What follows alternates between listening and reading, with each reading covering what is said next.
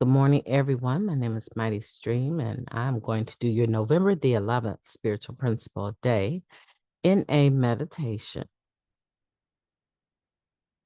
This one is a tongue twister, so hopefully I will be able to get through at least one good taping of it. November 11th, willing to explore new directions.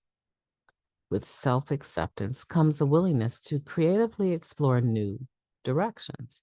That comes from the Living Clean book, chapter 4, Wellness and Health. Our willingness to stay clean triggers willingness to improve our lives. In turn, we're able to look at ourselves with greater clarity and a realness we never imagined possible. Our minds become open to an awareness of our shortcomings and our limitations. We humbly evaluate and acknowledge our assets. Acceptance of where we are right now creates a willingness to move forward. And like everything in recovery and in life, we won't experience self-acceptance perfectly. Rather, it's something we strive for daily. In recovery, accepting ourselves doesn't mean we accept our conditions. Instead, we can pursue new goals that better mirror the self we have come to accept. Many of us who find some stability in A also find the willingness to create new opportunities for ourselves or take ones that are offered to us.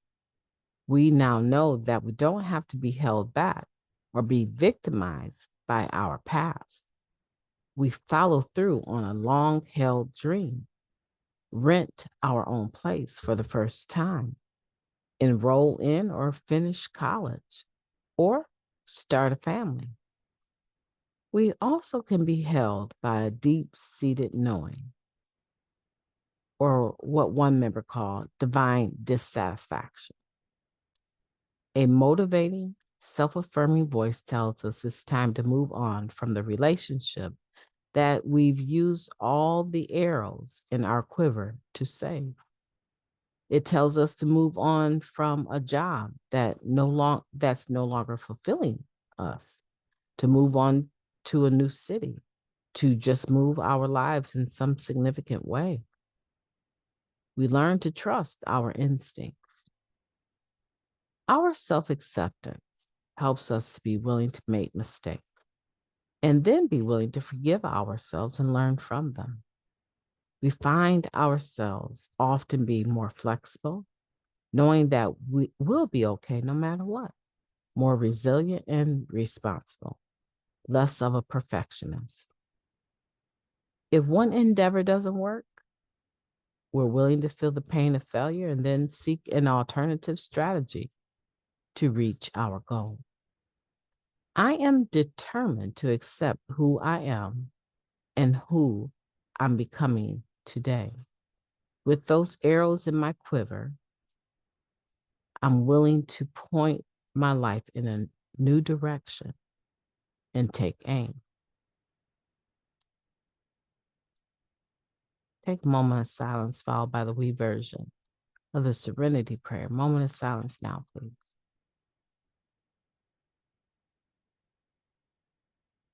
Thank you, God. Grant us the serenity to accept the things that we cannot change, the courage to change the things that we can, and the wisdom to know the difference just for today. Please and thank you. Powerful meditation talking about having the ability to explore new directions, being willing to actually be able to take a step in one direction and figure out that maybe it's not bad, but it's not delivering the results that we actually want. So maybe I need to add another step to that direction, or maybe I need to abort that direction completely and start from scratch. You know how much willingness and humility it takes to start fresh, to be able to admit, this isn't working for me. This isn't what I thought it would be. And I need to either do something else completely different, or I need to add another step that will gird up the situation and make it better. You know, the terminology here talking about using all of our quivers, right? I mean, all of our arrows and our quivers to save a situation. It seems unusual to me, right? So, but what it's saying is that we've exhausted everything that we could to make a situation work. And at some point in time, we surrender to the fact that that situation failed. And we accept the pain of failure. That's the most beneficial statement in this whole thing. We accept the pain of failure and allow ourselves to move on, to try again, to do something different. You know, I came from a deeply religious background that always talked about how God was love until you made the same mistake. Then all of a sudden it was as if the love of God could not cover insanity. Narcotics Anonymous was the first place that I came to, including religion. Narcotics Anonymous was the first place that I came to where I knew that I could try again without being penalized. I knew that I could keep coming back. I knew that I could because I saw the people doing it. I heard it all of the time.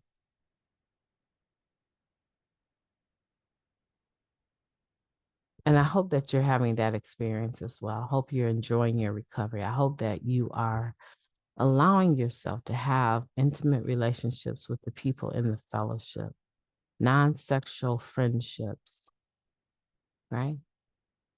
Where they know you and you know them. They know your last name. They know how many children you have, what type of work you do, how you feel about certain things. Do you have anyone that is connected to Narcotics Anonymous that you can say, that's a friend, that I can call this person and I can talk to them about anything? Do you have that? Because having that is going to be, in many instances, the difference between you choosing a drug over recovery. Or for some people, choosing life over recovery, right? Or excuse me, choosing life over death. Recovery is life, right? But I'm thinking about those that, you know, they terminate their lives. Not, I wouldn't say, you know, using actively will definitely terminate, right?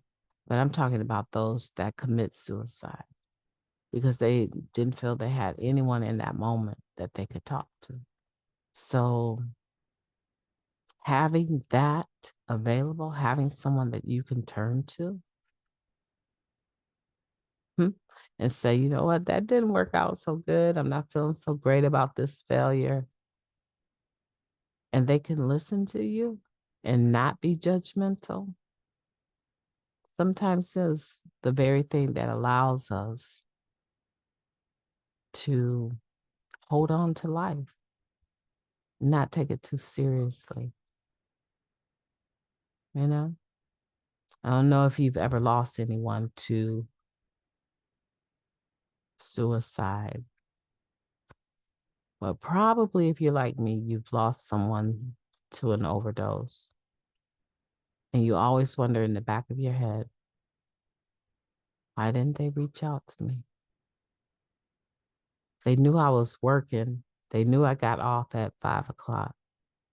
Why didn't they try to hit me up and hold on till 5 and call me?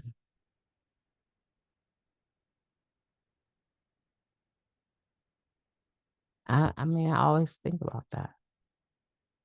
I've been there all these other times. What was so crucial about this one time that you couldn't reach out? And now you're gone. And you have to live with that. You live with that. And so in Narcotics Anonymous, this is a place where, yeah, we know insanity is doing the same thing over and over and expecting different results. But sometimes we may not actually have enough spiritual girding foundation underneath us to be able to make a different decision. We don't even understand the exact nature of our wrongs many times. And that's why working the steps with a sponsor is very powerful. It's very, very helpful, because when you begin to understand when we begin to understand why we do the things that we do and what we're operating out of, what the exact nature is, our motive, where is the root of this particular behavior, when we begin to understand that, now we're in a position where we can peep game, right? We're able to see ourselves coming a mile away, and we can say, you know what? No, not today. We're not doing that today. And head in the direction of spiritual principles and recovery rather than the other direction, right? This is a place where you can admit your mistakes and take away the weight of guilt and shame. You're allowed to do that. That's part of this process. Everyone needs someone. Who is your someone? Who's on your team besides your sponsor? Who else is on your team? Who is on your team that you can turn to and examine new directions? Bounce your ideals off of. It's important. Very important. Could be more important than one might realize. Try not having someone. Go from having someone in your life to all of a sudden they're not there anymore, which is better. I believe having someone there that you can turn to is better. My name is Mighty Stream. I've enjoyed talking to you today. I hope that you will have a beautiful day on purpose.